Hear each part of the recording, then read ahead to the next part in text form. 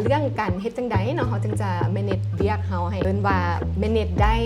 หัดขุมเฮ็ดเวียกเฮ็ดจังใดให้จัดตารางให้มันเอิ้นว่าให้มันสืบเนื่อง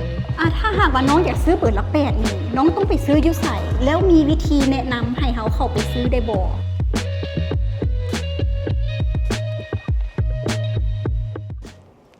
สบายดีทุกท่านขอต้อนรับทุกท่านเข้าสู่รายการ AF Weekly Update EP พิเศษข้าพเจ้านางไมพรพันธ์วงคำหรือลาน้อยเนาะจากแผนกการตลาดรับหน้าที่เป็นผู้ดำเนินรายการซึ่งมื้อนี้เนาะเฮาได้รับเชิญแขกที่ว่าเพิ่นมีความสามารถและก็มีทักษะและมีประสบการณ์หลายอย่างที่เรื่องการเฮ็ดเวียกนี่บอกเลยว่าเราเป็นผู้หญิงคนนึงที่แบบโคตรเดอะเบสสำหรับปลาน้อยเลยซึ่งตอนนี้เราก็ได้อยู่กับเพิ่นแล้วเดี๋ยวเราจะให้เพิ่นแนะนำตัวเลยสบายดีสบายดีน้องปลาน้อยสบายดีโดยสบายดีเดี๋ยวให้เพิ่นแนะนำเนาะว่าเพิ่นแม่นไผชื่อเสียงแห่งนามเพิ่นแม่นจังใดเดี๋ยวให้ไปวีแนะนำตัวเลยโดยก็กับวิเนาะวิลาปัญญาพวงมณีวรรณปัจจุบันเฮ็ดหน้าที่เป็นผู้รักษาการแผนกการเงินเนาะโดยซึ่งแผนกนี้ก็เบิ่งเรื่องการเงินบัญชีงบประมาณโดยเพิ่นอยู่เรื่องเกี่ยวกับแบบว่าแผนกที่แบบเงินคำๆอีหยังนี่เป็นอีหยังที่แบบเวียกนี่ต้องละเอียดแล้วก็สำคัญแล้วก็เอาอีหลีเลยนะเวียกนี่คือสำคัญสำหรับองค์กรใดหนึ่งเลยแหละที่แบบฉะนั้นมื้อนี้พวกเขาต้องตั้งใจฟังดีๆเด้อเทคนิคต่างๆเกี่ยวกับเพิ่นเนาะแล้วก็ด้านการเฮ็ดเวียกเรื่องนี้ไผที่ว่าจะกำลังเฮียนฮู้นะในด้านนี้ต้องถามเพิ่นเดี๋ยวเขาสิขอถามเนาะเรื่องประสบการณ์ที่ว่าเจออีหยังกับมาหลายแม่นบ่อยากฮู้ว่าจะสั่นการเฮ็ดเวียกของตัวเองจังได๋ให้มันนั่นน่ะประสบผลสำเร็จเนาะแล้วก็ได้พัวพันกับหลายแผนกจัดการหน้าเวียกกับเวลาจังได๋น้องอยากฮู้ไอเดียตัวนี้โดยเนาะก็คือจากประสบการณ์ผ่านมาของเอื้อยเองแล้วก็ฮอดปัจจุบันที่ว่าเฮ็ดอยู่นะตอนนี้นี่เป็นอีหยังที่ท้าทายหลายเนาะก็คือว่าเรื่องเวียกเกี่ยวกับการเงินบัญชีงบประมาณเฮานี่แน่นอนแหละเกี่ยวกับตัวเลขเนาะเกี่ยวกับตัวเลขการบริหารจัดการต่างๆนี่เฮาต้องแม่นยำเฮาต้องไวละเอียดรอบคอบชัดเจนเนาะแล้วเรื่องการเฮ็ดจังไดเนาะเฮาจึงจะ manage เวียกเฮาให้เอิ้นว่า manage ได้หัดกุมเฮ็ดเวียกเฮ็ดจังใดให้จัดตารางให้มันเอิ้นว่าให้มันสืบเนื่องเนาะให้มันต่อเนื่องให้มันต่อเนื่องเนาะให้มันต่อเนื่องก็คือ1แหละแน่นอนเฮาต้องวางสเกจูเวียกของเฮาให้ชัดเจนเนาะมื้อนี้มีหยังใดมื้ออื่นมีหยังใดเฮาต้องวางไปตั้งแต่อาทิตย์นี้อาทิตย์หน้าวางไว้ว่าเฮาสิมีหยังใดเฮ็ดหยังใดเนาะเวียกเฮาต้องวางไทม์ไลน์ไว้ชัดเจนว่ามื้อนี้จะเฮ็ดหยังมื้ออื่นจะเฮ็ดหยังจะต้องมีกลางหน้าเวียกไว้เลยเนาะอีกสิ่งที่ท้าทายอีกอันนึงนี่ที่ว่าลักๆเลยก็คือว่าเวียกต่ำกับประสุมเนาะยิ่งเฮาเอิ้นว่าคือหักว่าหมายเวียกหลายหน้าเท่าใดก่อนที่เวียกนั้นจะเกิดได้ก็สิได้มีเอิ้นกันมาประชุมเอิ้นว่าเนาะจากหลายภาคส่วนเพราะว่ามันจะบ่ได้มีแต่การเงินแล้วได้เนาะเฮ็ดเวียกเนาะมันก็สิมีหลายๆภาคส่วนทุกคนต้องเฮ็ดเวียกร่วมกันภายในบริษัทเฮาแล้วแต่เวียกณตอนนั้นว่าคือตัวใดเนาะที่จะต้องเฮ็ดร่วมกับแผนกใดๆเนาะฉะนั้นประชุมนี่ก็หลายเนาะสิ่งที่ท้าทายเลยก็คือว่าเขาต้องจัดตารางเขาแนวใดเฮ็ดเวียกให้ทันแล้วก็เพื่อให้เข้าร่วมประชุมได้รอบด้านเอิ้นว่าได้ความประชุมทุกอันบ่ให้หน้าเวียกตกหล่นนะเพื่อหยังการประชุมนี่ก็คือว่าเฮาต้องให้แต่ละฝ่ายเนาะคือพี่น้องถามว่าต้องประสานงานกับแต่ละฝ่ายแนวใดพร้อมนี่แหละเวลากิจกรรมต่างๆเวียกงานต่างๆที่จะเดินได้มันต้องมีฝ่ายการเงินเข้าร่วมนำแหละน้องเนาะต้องมีแน่นอนฉะนั้นเฮาต้องเข้าไปร่วมหน้าหับฟังแผนการเวียกนั้นเนาะว่ามีการวางแผนกันไว้แนวใดเนาะวางแผนงานแผนเงินแผนคนทุกอย่างเขาต้องได้ร่วมเบิดเนาะเพราะว่าเอิ้นว่าทุกอย่างสุดท้ายมันกันมาร่วมเอิ้นว่ามาเกี่ยวกับตัวเลขเนาะมาเกี่ยวกับตัวเลขฉะนั้นเฮาต้องได้เข้าร่วมแล้วกันก็คือว่าเป้าหมายเฮาต้องชัดเจนจุดยืนของเฮาต้องชัดเจนหน้าเวียกของเฮาต้องชัดเจนเฮาต้องได้อธิบายให้ภาคส่วนต่างๆแผนกต่างๆนั้นเข้าใจว่าโอเคในหน้าเวียกของข้าเจ้าเป็นแบบนี้เนาะและจุดที่เฮาต้องการจุดข้อมูลที่เฮาต้องการแผนรายละเอียดแผนเงินแผนอย่างต่างๆเฮาต้องการเป็นแบบใดเฮาต้องเอิ้นว่าเคลียร์สัตว์ ต้องชัดเจนให้เขาเจ้าแม่นชัดเจนแล้วก็อธิบายให้เขาเจ้าว่าเขาเจ้าต้องเดินตามจังไดเนาะเพราะว่าบางคนในฝ่ายอันเป็นผู้ที่ดำเนินงานในหน้างานตัวจริงนะเขาเจ้าก็จะบ่ได้แน่นเรื่องระเบียบการตัวเลขคือพวกเขาว่าต้องดำเนินกันไปแนวใดเพื่อให้ถูกต้องเนาะสมมุติว่าพนักงานสิไปเดินทางไปต่างแขวงสิต้องมีขั้นตอนแนวใดที่จะขึ้นแผนขึ้นของงบประมาณเนาะแล้วก็การใช้จ่ายต่างๆเวลากลับมาสิต้องมีการมาว่าเคลียร์บินต่างๆค่าใช้จ่ายต่างๆเนาะว่าเฮาเฮ็ดถูกตามแผนเฮาวางไว้บ่เนาะตัวใดอยู่นอกแผนมีบ่เนาะพอปฏิบัติตัวจริงมันมีได้มีเนาะเวลามีนอกแผนปุ๊บเฮาสิเฮ็ดกันแนวใดว่าเฮาสิกวดกะกันแนวใดเนาะแล้วก็ว่าสนองข้อมูลให้กันแนวใดเพื่อให้ถูกต้องเนาะซึ่งว่ามีหลายๆอย่างเลยแหละที่ว่าทางเฮาก็ต้องได้ชี้แจงให้กับภาคส่วนอื่นๆให้เพิ่นเข้าใจและเฮาก็ต้องได้เข้าใจภาคส่วนเพิ่นพร้อมได้เพิ่นเป็นผู้ไปว่าเล่นบริหารงานเด้เฮาก็ต้องเข้าใจหน้างานเพิ่นฉะนั้นก็คือวิธีจัดการก็คือเฮาต้องชัดเจนเฮามีต้องมีตารางเรียกเฮาที่ชัดเจนแล้วเฮาก็ต้องชัดเจนในจุดยืนของเฮาว่าเบี้ยของเฮาเป็นแบบนี้เด้อเฮาต้องการแบบนี้เด้อให้ฝ่ายเพิ่นว่าซัพพอร์ตเฮาแบบใดและเฮาสามารถซัพพอร์ตฝ่ายอื่นๆได้แบบใดโดยแสดงว่าหน้าเวียกนี่เป็นอย่างที่แบบท้าทายแฮงมีบ่ที่แบบว่าเฮานี่ก็ต้องเข้าใจกับเจ้าแล้วก็เจ้าก็ต้องเข้าใจเฮาแต่ถ้าว่ามีช่วงนึงที่ว่ากระเจ้าบ่เข้าใจเฮานี่เฮาสิมีวิธีจัดการและเฮ็ดจังไดกับกระเจ้าให้กระเจ้าเข้าใจในมุมมองของเฮาในหน้าเวียกของเฮาจังซี่นะโดยแม่นมีน้องถามคือจุดเลยมีหลายเกิดขึ้นหลายเนาะเพราะว่าผู้นึงเป็นผู้ไปดำเนินในหน้างานเนาะเฮาการเงินบัญชีแน่นอนแหละมาเป็นฝ่ายเบื้องหลังเนาะก็คือก่อนอื่นเฮาอนุมัติงบแล้วหลังจากเขาเจ้าไปดำเนินงานมาเฮากับกวดตามเอกสารข้อมูลต่างๆเนาะฉะนั้นเวลามันก็สิมีคือว่าไว้ว่าเวลาก่อนจะเฮ็ดเวียกงานใดหนึ่งเพิ่นจะต้องมีการขึ้นงบการวางแผนต่างๆไว้เนาะเพิ่นก็วางมาเสนอหาเฮาหลังจากพอไปปฏิบัติจริงนะแน่นอนแหละหน้างานมันก็สิมีอีหยังที่นอกแผนเข้ามาที่ว่ามันควบคุมบ่ได้โดยมันควบมัน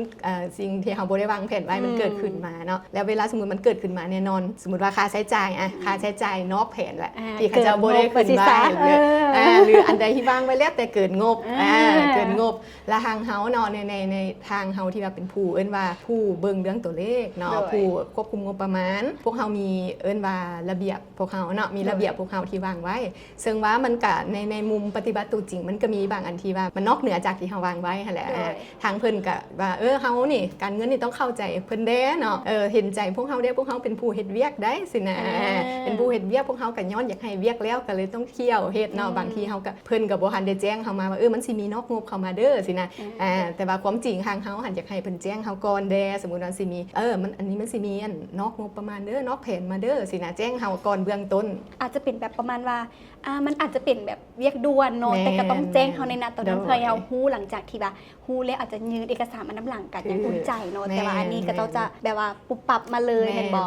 ก็คือในมุมเพิ่นก็คือว่ามันต้องไปนะตอนนั้นเวียกตอนนั้นมันต้องเดินตอนนี้ซันสิกลับมาบอกกันบางทีมันอาจจะซ่าบ่สินะเนาะซึ่งว่าอันนี้เป็นการบ่เข้าใจกันแล้วบัดนี้ทางผู้ปฏิบัติเพิ่นก็สิคิดว่าโอ้ยทางพวกเขานี่ก็เอาแต่ระเบียบซื่อจึกแบบบ่มีนโยบายย้อนยันหยังบ่สินะเพิ่นก็สิว่าแต่ว่าเนาะความจริงเฮาก็มีหลังจากนั้นที่มันเกิดขึ้นเฮาก็มีการล้มกันคือวิธีแรกก็คือจะฟังเพิ่นก่อนฟังให้เพิ่นเว้ากันว่าเรื่องมันเป็นจังไดเนาะมันเป็นมาจังไดสินะว่าเรื่องอันเป็นอย่างอันตัวนี้นี่มันคือบ่เป็นไปตามแผนย้อนหยังก็สิให้เพิ่นเว้าเนาะถ้าสมมุติจุดใดเพิ่นชี้แจงมาแล้วมันโอเคมันสมเหตุสมผลเนาะตรวจสอบได้ว่าโอเคมันเป็นจังซี่อีหลีแหละในหน้างานมันเป็นจังซี่อีหลีเฮาก็เข้าใจสินะและถ้าสมมุติว่าสิ่งที่เพิ่นว่าเพิ่นชี้แจงมาแล้วเนาะเพิ่นชี้แจงมาแล้วมันก็สิมีบางจุดที่เฮารู้สึกว่าถ้าในมุมเฮานี่ซั่นเฮาแก้แบบนี้ก็พอได้อยู่ได้สมมุติเฮาเจ้ายังมีเวลาอันตัวนี้อยู่ได้หรือว่าบางอันที่มันราคาสูงโพดเนาะเฮาก็จะต่อรองสุดๆแล้วบ่เฮาคือบ่ถามตัวนี้เฮาคือบ่ซอกหลายๆบอนอันนี้ในมุมเฮาก็สิแนะนำในมุมเฮาไปเนาะสุดท้ายก็คิดว่าการล้มกันการรับฟังแล้วก็ตัวใดที่มันโอเคมันต้องเป็นแบบนั้นเฮาก็เข้าใจแต่บางอันที่ว่าเฮาสามารถมาให้ในมุมเฮาว่าเทื่อหน้าถ้าเกิดอีกเฮาสามารถแก้แบบนี้ได้บ่ลองปรับแบบนี้ได้บ่เฮาก็จะให้ไอเดียในมุมเฮาไปโดย เบิ่งจากที่ฟังมาแล้วเนาะก็รู้สึกว่าเป็นเวียกอีหยังที่แบบว่าต้องละเอียดอ่อนแล้วก็ต้องใช้ความอดทนพยายามกับเวียกของตัวเองหลายแล้วเขาอยากฮู้เนาะไอวิว่าคือเวียกไอวิหลายจังซี่นี่นะไอวิมีวิธีจัดการจังได๋เรื่องเวียกกับเรื่องส่วนตัวเพื่อบ่ให้มันกระทบกันอย่างประมาณนี้เขาอยากฮู้เทคนิคให้แบบตัวนี้แฮงเพราะว่าคือเฮาเนาะเป็นคนที่แบบว่าคนนึงอะเฮ็ดเวียกหลายบางคนก็จะโฟกัสกับเวียกจนบ่สนอีหยังเลยฉะนั้นฟังจากเวียกไอวิแล้วและได้มีวิธีจัดการจังได๋โดยก็คือสำหรับเนาะจะเบิ่งในสิ่งที่ตัวเองโฟกัสว่าโฟกัสอย่างหลายก็คือบางคนเขาเจ้าก็สิถาม work life balance เนาะถ้าถามก็สิว่าแล้วความหมายว่า work life balance ของแต่ละคนมันต่างกันได้มันต่างกันบางคนต้องการ50-50 เลยเวียก50ชีวิตส่วนตัว50หรือบางคนก็ต้องการชีวิตส่วนตัวหลายกว่าเวียกบางคนก็ต้องการเวียกหลายกว่าส่วนตัวก็มีเนาะฉะนั้นคิดว่ามันอยู่ที่คนว่าบาลานซ์ที่เจ้าต้องการมันอยู่จุดใดเนาะสำหรับมุมเป็นคนที่มักการเฮ็ดเวียกตั้งแต่ใดตั้งแต่น้อยเนาะตั้งแต่น้อยที่ว่าแต่ละมื้อตัวเองเฮ็ดอย่างเดียวต้องได้เฮ็ดเวียกฉะนั้นในชีวิตส่วนตัวเองบ่ได้ต้องการที่จะต้อง50-50ได้ก็จะจักเซว่าสำหรับจะบ่ได้ต้องการ50-50ว่าพยายามเฮ็ดเวียกให้มันประสบผลสำเร็จและส่วนเรื่องส่วนตัวเวลามีเวลาส่วนตัวพยายามให้มันเป็นว่าเป็นเวลาที่มีคุณภาพคือเวลาว่างปุ๊บจะบ่ไถจอลิ้นจะบ่ไปเบิ่งแบบเบิ่งบางคนเบิ่งเอาซีรีส์เกาหลีเบิ่งซีรีส์จีนนั่นนี่สินะสำหรับถ้ามีเวลาว่างก็สิอยู่กับครอบครัวเนาะอยู่กับครอบครัวบริหารสิ่งที่ต้องเฮ็ดเช่นคือเสาร์อาทิตย์สิเวลามีเวลาว่างปุ๊บก็ต้องมื้อนี้สิเฮ็ดหยังจดไว้ตั้งแต่ต้นอาทิตย์พี่ได้เสาร์อาทิตย์นี่สิเฮ็ดหยังก็จดไว้แล้วก็เคี่ยวเฮ็ดไปฉะนั้นว่าให้มันเป็นเวลาที่มีคุณภาพ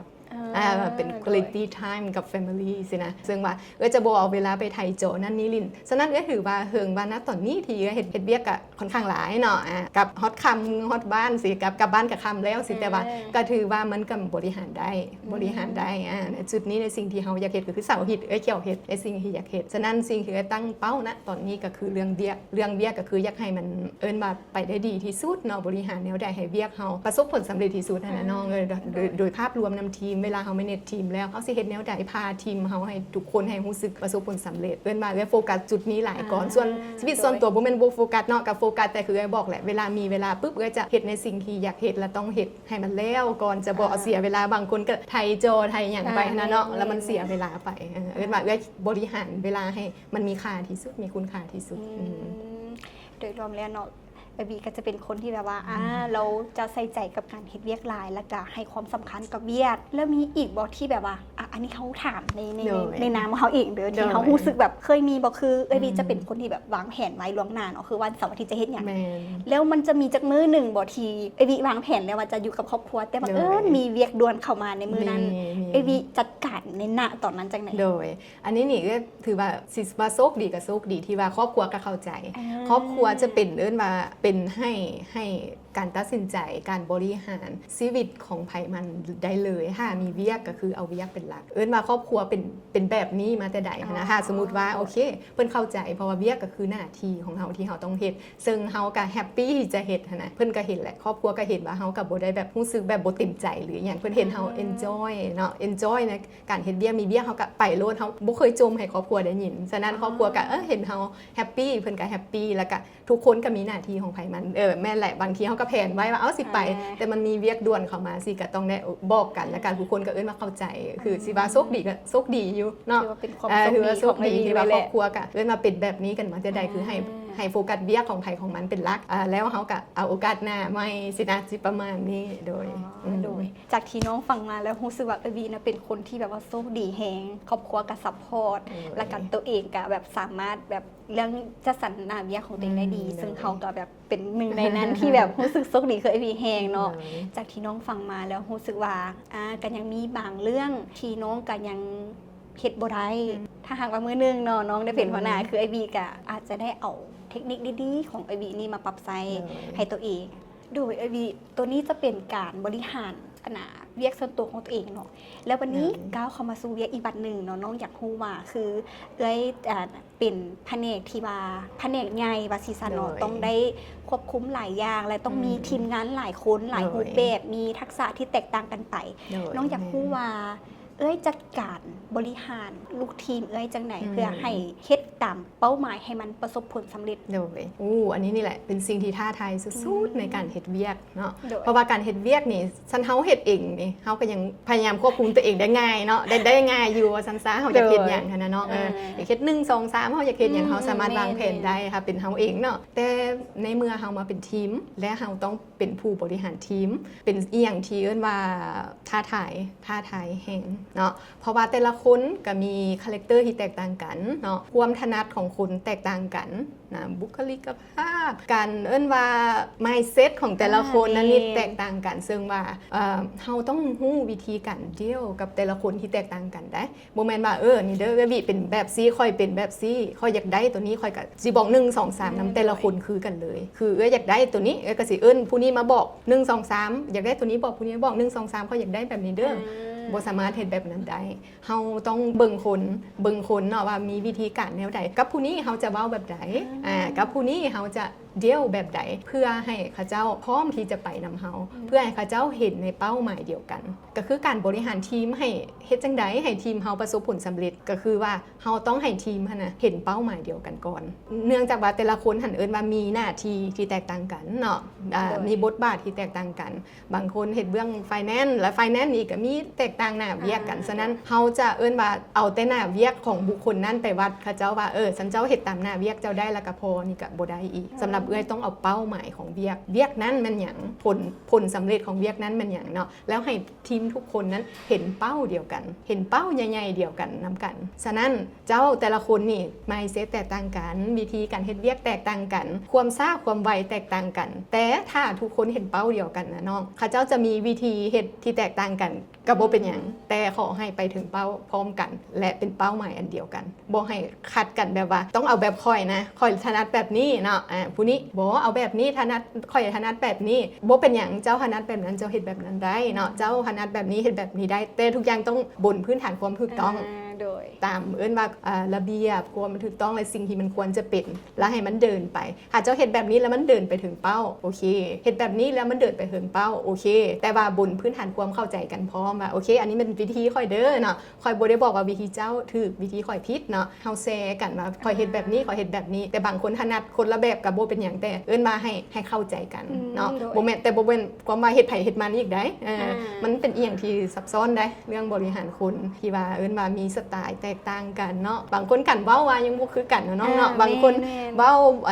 ลักษณะอ่อนหวานบางคนเว้าแข็งดึดๆไปสินะบางคนก็สิบ่ถูกใจกันก็มีอีกได้เนาะบ่ถือเอิ้นว่าบ่ถือกันบุคลิกกันนะกันว่ากันนะน้องบางครั้งนะแต่ว่าในท้ายที่สุดถ้าเข้าใจกันเฮาก็แค่ว่าโอ้เราเป็นคนแบบนั้นเขาเป็นคนแบบนี้แต่สุดท้ายบ่มีไผมีเอิ้นว่ามีอีหยัง personal กันนะก็เฮ็ดเวียกกันแล้วแค่แชร์ไอเดียวิธีการเฮ็ดเวียกว่าค่อยเฮ็ดแบบนี้เด้อค่อยถนัดแบบนี้บางทีเฮาเป็นการแลกเปลี่ยนวิธีกันที่ดีอีกได้บางคนได้เรียนรู้วิธีใหม่ๆเนาะฉะนั้นเวลาบริหารทีมก็จะให้เขาเจ้าแบบว่าแชร์ไอเดียกันแชร์วิธีการเฮ็ดเวียกกันเนาะแล้วก็หลักๆให้เข้าใจกันแล้วให้เห็นเป้าเดียวกันก็อยากให้เห็นจุดนั้นเห็นถ้าเฮาเห็นเป้าเดียวกันแล้วนะเฮาทุกอย่างที่เฮาเฮ็ดนั้นมันจะเพื่อเวียกนั้นประสบผลสำเร็จไปที่เป้าเดียวกันบ่อยากให้โทษกันนั่นสินะฉะนั้นพยายามเวลาลมทีมจะบอกว่าในที่ประชุมก็จะให้รวมกันเว้าความจริงกันออกมาเด้อเว้าแชร์เดียวกันออกมาในที่ประชุมจบในที่ประชุมแล้วบ่อยากไปเว้าเล็กเว้าน้อยกันจะได้มีอย่างแชร์กันนะตอนนี้เด้อจะบอกเขาเจ้าโดยเพื่อเองคือการเวลาฟีดแบ็กทีมก็จะฟีดแบ็กตรงๆเนาะฟีดแบ็กตรงๆในที่ประชุมแล้วก็แลกเปลี่ยนได้แลกเปลี่ยนให้เขาเจ้าฟีดแบ็กมาพร้อมเจ้าในมุมเจ้าได้คิดจังได๋จังซี่นะถามเขาเจ้าแล้วล้มกันโอเคแล้วสันจบการประชุมนี้แล้วเฮาเฮ็ดกลับมารอบหน้าให้มันสำเร็จเนาะก็สิเว้าประมาณนี้สิ่งที่อยากแชร์ก็คือนี่แหละการล้มกันความเข้าใจต้องยอมรับว่าทุกคนมีวิธีที่แตกต่างกันมีบุคลิกที่แตกต่างกันการเดียวกับคนการล้มกับทีมแต่ละคนก็แตกต่างกันไปบางคนถนัดไวก็เขียวเว้าเขียวแล้วบางคนต้องอธิบายหลายๆก็ต้องได้ใช้เวลาเด้ก็ฉะนั้นคิดว่าความเข้าใจและก็การเห็นเป้าเดียวกันเด้อสำคัญแฮงคือทีมเห็นเป้าคนละเป้าก็ไปบ่ได้เนาะแมนสุดท้ายแล้วเนาะเขาจะเฮ็ดอย่างกระตามแต่สุดท้ายก็คือเป้าหมายต้องไปในทางเดียวกันจึงจะสำเร็จไปน้ำกันบ่ว่าเขาจะเป็นคนแบบใดคิดแบบใดก็อย่าขอแต่คิดให้ว่าโอเคเป้าหมายเขาคือแบบนี้เด้อก็ต้องไปตามนั้นเลยแม่วิเป็นคนที่เขารู้สึกว่า the best แฮงโอ้ยเป็นผู้หญิงคนนึงที่แบบว่าประสบการณ์นี่หลายและก็มี mindset ที่แบบ ดีแฮงบ่ว่าจะเรื่องเวียกเรื่องการที่เขาจะต้องเข้าหากับคนเรื่องส่วนตัวเนมีหลายอย่างที่ไอวีเฮ็ดพร้อมกันเฮ็ดให้น้องรู้สึกว่าได้จะเป็นแบบอย่างให้น้องในอนาคต อีหลีน้องหลายๆ จากที่ฟังมันเนาะเขารู้สึกแบบว้าวแฮงไอวีขอบใจแฮงที่มาสัมภาษณ์กับน้องในมื้อนี้เป็นเทคนิคแล้วก็เป็นไอเดียอีกอย่างหลายๆอย่างที่อีพีนี้รู้สึกว่าตัวเองต้องกลับมาเปลี่ยนแล้วแหละต้องกลับมาเปลี่ยน mindset ตัวเองต้องปรับมาเปลี่ยนมุมมองการเฮ็ดเวียกของตัวเองใหม่แล้วก็จะบ่โฟกัสสิ่งใดสิ่งหนึ่งไอวีเป็นคนที่เฮ็ดให้น้องคิดได้พยายามเบิ่งภาพรวมนะเบิ่งภาพรวมโดยสำหรับมื้อนี้แบบน้องได้ขอคิดหลายๆอย่างแฮงและหวังว่าทุกคนที่ฟังเฮาในอีพีนี้เนาะจะเอาไปปรับใช้เนาะบ่ข้อใดก็ต้องเป็นข้อหนึ่งหวังว่าทุกคนจะฟังจบจนฮอดตอนนี้และเขาก็ต้องขอบใจไอวิหลายๆที่มาแชร์ไอเดียเทคนิคต่างๆว่าจะเป็นเรื่องงานเรื่องส่วนตัวและเรื่องการเข้าหาคน3ข้อนี้เป็นอย่างที่สำคัญหลายเนาะฝากไว้เด้อทุกคนเด้อสำหรับอีพีต่อไปที่เขาจะสัมภาษณ์ภายนั้นก็ฝากติดตามพวกเขาไว้สำหรับมื้อนี้ต้องขอบใจไอวิอีกครั้งนึงโดยเข้าใจโดยเชเดนเจอกันอีกแล้วเนาะเฮาหน้าเก่าแต่ว่าเฮาอยู่สถานที่ใหม่นั่นก็คืออยู่ที่เบสเทเลคอมจ้าบอกเลยว่าบนนี้เนาะไผ่ที่ยังบ่ฮู้เดี๋ยวเฮามาฮู้น้ำกันว่าเบสเทเลคอมนะมีอีหยังแน่มีผลิตภัณฑ์อีหยังมีหยังจะมาแนะนำซึ่งเฮาจะได้มาสัมภาษณ์กับผู้ที่เพิ่นจะให้ข้อมูลเฮาได้ดีที่สุดเนาะนั่นก็คืออ้ายเพิ่นเองเนาะสบายดีโดยอยากให้อ้ายแนะนำให้ฮู้จักเนาะว่าอ้ายเพิ่นแม่นไผอยู่ไสและเฮ็ดหยังเนี่ยแนะนำตัวเลยเขาเองเนาะสื่อเพชรมณีสยามเสนาเป็นหัวหน้าการตลาดเนาะเกินไอ้ว่ากุ้งก็ได้โดยไอ้กุ้งเนาะโดยเพิ่นเป็นการตลาดของให้กับเบสเทเลคอมนั่นเองสั้นเจาะประเด็นเฮาเลยซั่นนะเฮาอยากฮู้เนาะว่าเบสเทเลคอมเนาะเพิ่นมีโปรดักต์หรือว่ามีผลิตภัณฑ์อย่างแน่ที่ว่าอยากแนะนำให้ทุกคนได้ฮู้จักนำกันหลายขึ้นโดยเบสเทเลคอมเฮานะเป็นผู้ให้บริการอินเทอร์เน็ตใหญ่ที่สุดในประเทศลาวเนาะที่ว่ามีสายส่งสายน้ำส่งใต้ดินที่ว่าใหญ่สุดในประเทศแล้วก็ให้บริการอินเทอร์เน็ตเนาะที่ว่าสำหรับครัวเรือนรัฐบาลหรือว่าองค์กรเนาะแล้วก็จะเป็นทางเบอร์หลัก8พร้อมที่ว่าให้บริการทั่วประเทศโดยมีเบอร์หลัก8เนาะถ้าหากว่าน้องอยากซื้อเบอร์หลัก8นี่น้องต้องไปซื้ออยู่ไสแล้วมีวิธีแนะนำให้เขาเข้าไปซื้อได้บ่โดยแนะนำสำหรับเบอร์หลัก8เฮาเนาะสามารถซื้อได้1แม่นเข้ามาทางศูนย์บริการเฮาเนาะเคาน์เตอร์เซอร์วิสหรือทางออนไลน์ก็คือเข้าทางเว็บไซต์เฮาซื้อเบอร์หลัก8จะมีให้เลือกเบอร์ที่มักอาจจะเป็นเบอร์ลงท้ายหรือว่าเบอร์ขึ้นต้นราคาก็หลากหลายโดยเบอร์นี้ราคาเริ่มต้นที่เท่าไหร่ราคาเริ่มต้นถึกๆเลย 60,000 กีบ 60,000 กีบว้าวเลิศแฮงแถมเป็นเบอร์ 5G อีกแม่นบ่ 5G ก็มี 4G ก็มีเจ้าเดอะเบสเลยต้องเปลี่ยนเบอร์แล้วแหละเนาะโดยและตอนนี้เนาะมีโปรโมชั่นอีกอย่างเด็ดๆที่ว่าอยากแนะนำหรือว่าอยากเสนอให้ทุกคนเนาะรวมทั้งตัวน้องแล้วก็ท่านผู้ชมที่ฟังอยู่ตอนนี้เข้ามาใช้เบสเทเลคอมน้ำกันโดยช่วงนี้ก็จะเป็นเบอร์หลัก8เฮาเนาะที่ว่าลดสูงสุดถึง 25% แล้วตัวที่อยากแนะนำที่สุดก็คือ Best 5G Go เฮาเนาะที่แบบว่าบ่ต้องแบบกังวลเรื่องสายขาดยกง่ายได้เลยกับความไวฮอด100 เมกะไบต์ว้าวโดยเป็นตาน่าสนใจแท้แม่นแล้วมันเป็นตาจังได๋ล่ะมันพกพาง่ายบ่หรือว่าคันถามว่าเฮาสนใจนี่เฮาต้องติดต่อทางไหนเดี๋ยวช่วยอ้ายแนะนำตื่นกันโดยถ้าเป็น2ทางที่ว่าโชว์เนาะก็จะเป็นทางเบอร์เฮาเลย1833หรือว่าติดต่อทางโซเชียลมีเดียเฮาบ่จะเป็น Facebook TikTok เฮาก็ได้เจ้าโดยส่วนหน้าตาของฮาจิโกะของเจ้าที่ว่ามาเมื่อกี้นี่เนาะเป็นจังไหนเสื้อว่าทุกคนก็อยากเห็นน้ำกันแมนบอกเดี๋ยวขอเปิดตัวน้องเลยโอเคนี่เลยฟาจิโกเฮาจะเป็นกล่องขนาดนี้เนาะเบาๆเลยโบเปกใจเลยที่อ้ายว่าสามารถพกพาไปใส่ก็ได้แมนโบแสดงว่าใส่งานง่ายขั้นตอนใส่ง่ายๆเลยเพียงแต่แบบใส่ซิมเสียบปลั๊กจบเลยตัวเนี้ยจบแม่ลิ้นได้เลยปกติเลยง่ายเท่านี้แม่ง่ายจุเจ้าหาใส่บ่ได้แล้วนอกจากเบสเทเลคอมเลฮู้บ่ว่านอกจากจะพกพาง่ายใช้งานง่ายแล้วนะยังบ่พอยังมีอย่างอ้ายทดลองใช้ฟรีโอ้ยเลิศทดลองก่อนมักเลยจึงซื้อเนาะ แม่นละตัวนี้ฮะมันให้ทดลองก่อนแต่พร้อมมากคมไวมากความสบายแล้วก็ค่อยซื้อก็ได้เจ้า อ่ะเนาะทุกคนฝากไว้เด้อไผ่ที่กำลังอยากใช้เน็ตเนาะหรือว่ากำลังตามหาว่าอุ้ยจะใช้เน็ตใดจะใช้เบอร์ใดเมนให้คิดหาเบสเทเลคอมน้ำเพิ่นเด้อและการติดต่อเพิ่นกันง่ายๆเนาะจะมีเบอร์ที่ว่าเพิ่นจะโซดันเทิงนี่และกัดช่องทางอยู่ทางออนไลน์นั่นก็คือเพจ Facebook และ TikTok ของเฮาด้วย โดยและอันนี้จะเป็นช่องสุดท้ายแล้วเนาะน้องอยากให้ไอ้ายฝากไว้ว่าอยากให้เพิ่นเข้ามาใช้บริการกับเฮาเนาะหรือว่าสนใจสั่งซื้อหรือว่าสอบถามต่างๆเนาะให้ไอ้ายฝากช่องทางไว้เลย สำหรับใครที่แบบสนใจเนาะสินค้าของเบสเฮาบอกว่าจะเป็นเบอร์หรือว่าเน็ตบ้านต่างๆเนาะมันให้โทรหาเฮาได้เลยที่เบอร์1833หรือว่าเข้ามาที่ศูนย์บริการเฮาเนาะที่บ้านสายลมโดย และแล้วเนาะเฮาก็ได้รู้จักกับเบสหลายขึ้นเนาะว่าเพิ่นมีโปรดักต์อย่างแน่ที่ว่าให้บริการพวกเฮาเนาะว่าจะเป็นเบอร์ลักแป้นเนาะสัญญาณเน็ตต่างๆ เบอร์บ้านเนาะหรือว่าเป็นทางของร้านของการก็สามารถนำใช้เบอร์กับเพิ่นได้เนาะว่องไวทันใจสะดวกสบายทุกภายและที่สำคัญมีโปรโมชั่นดีๆก็คือทดลองใช้ฟรีก่อนเนาะถ้าหากว่ามักก็ใช้บ่มักก็ต้องได้ลองใช้ได้ล่ะเพราะว่าอย่างมันเลิศเนาะสำหรับมื้อนี้เนาะแล้วก็ต้องขอกล่าวขอบใจไอ้กุ้งหลายๆที่ว่ามาให้ข้อมูลเกี่ยวกับเบสเทเลคอมเนาะสำหรับEPต่อไปอยากรู้ว่าเขาจะไปใส่อีกเนาะอย่าลืมติดตามพวกเขาไว้และกดติดตามพวกเขาในเด้อสำหรับมื้อนี้บ๊ายบาย